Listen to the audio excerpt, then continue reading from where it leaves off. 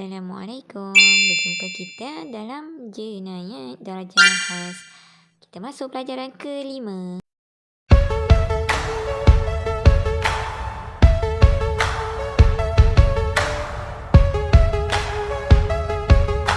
Pelajaran yang kelima, kesalahan menyamun.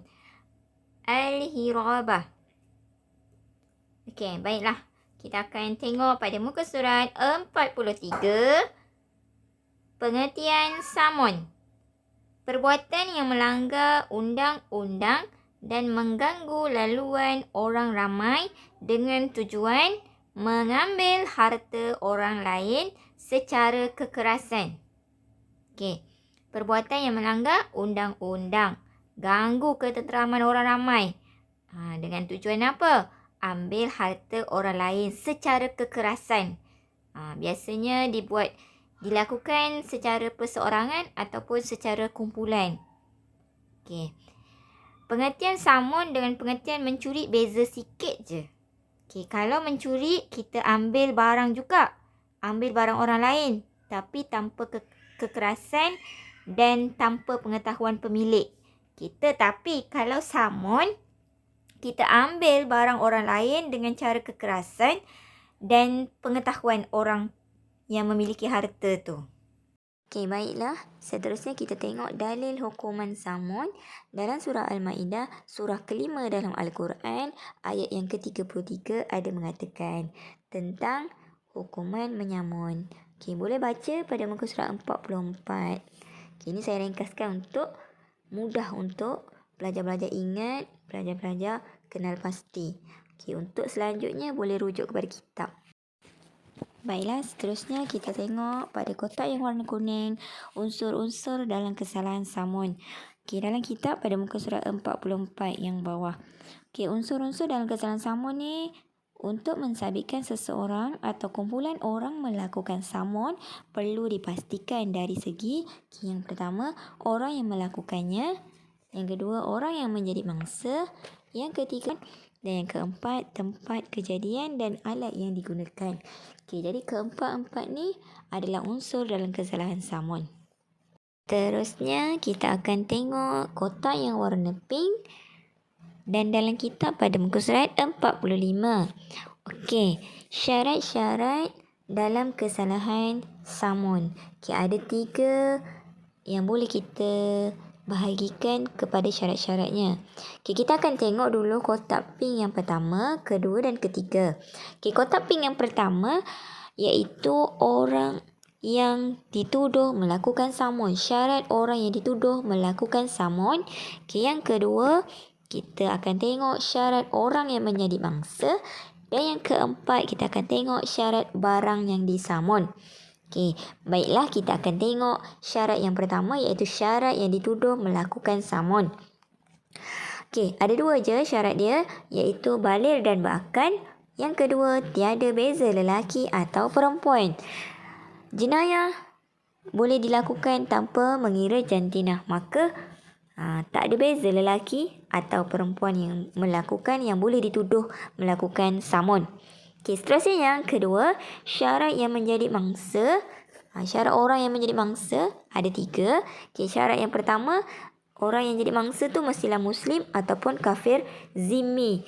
Yang ini kafir yang patuh kepada undang-undang negara Islam. Bukannya kafir harbi yang menjadi musuh umat Islam ataupun musuh negara Islam. Okey, yang kedua, orang yang menjadi mangsa tu syarat dia mestilah pemilik harta yang disamun ataupun wakilnya. Okey, dan yang terakhir untuk syarat orang yang menjadi mangsa, tiada pertalian kekeluargaan antara pemilik dengan mangsa. Tiada pertalian kekeluargaan antara penyamun dan mangsa atau pakatan antara kedua-duanya. Tak ada orang samun nak pakat-pakat. Jadi kalau macam tu tak boleh lah. Okey, dan seterusnya yang ketiga, syarat barang yang disamun. Okey, tengok kotak pink yang bawah yang ketiga tu. Okey, ada 4. Okey, syarat yang pertama. Okey, barang yang dirampas tu daripada tempat barang yang disimpan. Bukan terbiar ataupun contohlah dia samun barang yang dijemur kat bawah matahari. Tak ada. Okay, seterusnya, barang yang disamun tu ada nilai dalam Islam.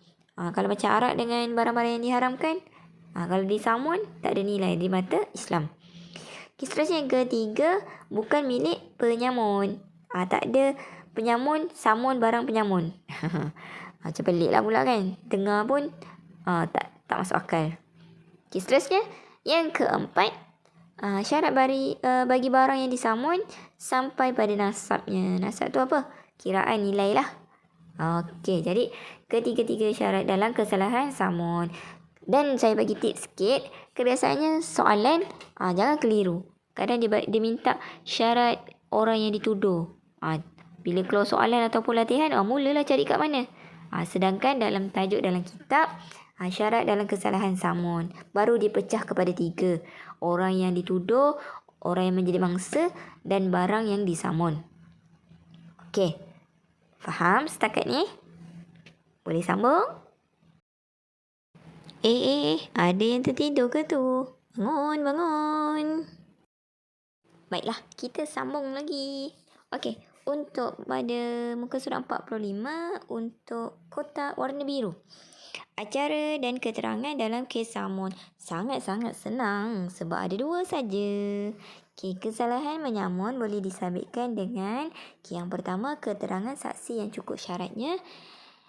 Yang kedua, pengakuan tertuduh. Pengakuan tertuduh. Semua pengakuan ini hendaklah memenuhi syarat-syarat keterangan seperti dalam acara dan keterangan kes curi. Macam sebelum ni kita belajar lah. 2 je. Dan muka surat 46, tajuk yang bawah tu, yang warna kelabu tu. Hukuman terhadap penyamun. Alamak, Pak Hakim tutup urut dia. Tak apa. Kita teruskan. Ada 4 ni. Kalau tengok pada jadual, hukuman terhadap penyamun adalah seperti berikut. Nombor 1, 2, 3 dan 4. Kita baca satu persatu. Kesalahan menakut-nakutkan dan mengganggu ketenteraman awam, hukumannya adalah takzir ataupun dibuang daerah. Dibuang daerah selama bila? Selama setahun atau sehingga dia bertaubat. Yang kedua, kesalahan merampas harta sahaja. Hukuman dia potong tangan dan kaki dengan bersilang. Dan yang kedua, mengembalikan barang yang dirampas kepada tuannya. Itu kalau rampas harta saja. Yang ketiga, kesalahan melakukan pembunuhan sahaja. Dia tak ambil harta, tak nyamun harta, tapi dia telah melakukan pembunuhan. Kesalahan tu, hukuman dia adalah dibunuh tanpa dipalang. Dan yang keempat, kesalahan melakukan perampasan atau rompakan dan pembunuhan. Dia ada 2. Hukuman dia yang pertama dibunuh dan dipalang dalam tempoh yang munasabah. Untuk diketahui oleh orang ramai. Atau selama 3 hari seperti pendapat setengah fuqaha. Setengah. Jadi ini semua adalah dalam tajuk Al-Hirabah, tajuk menyamun. Kita tahu samun kita ambil harta orang lain dengan kekerasan. Jadi dalam masa kekerasan tu macam-macam kesalahan kita ada buat. Jadi hukuman tu dipecah-pecahkan. Jadi 1, 2, 3 dan 4 tu lah. Pada muka surat 46. Sekian sahaja penerangan dan nota padat daripada saya, Tajah Jo, Sekolah Agama Taman Sri Saujana, Kota Tinggi, Johor. Baiklah. Kita akan jumpa lagi pada bab-bab seterusnya. Jangan lupa